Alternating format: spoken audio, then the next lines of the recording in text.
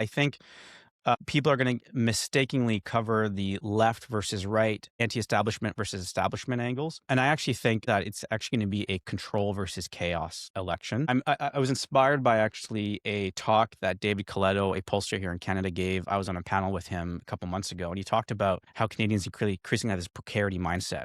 There's just a massive amount of anxiety over the state of affairs. And even if things are not quite as bad as they could be, people feel like things are going to get worse. I'm just going to go get a book while this finishes, but carry on. Yeah, sorry.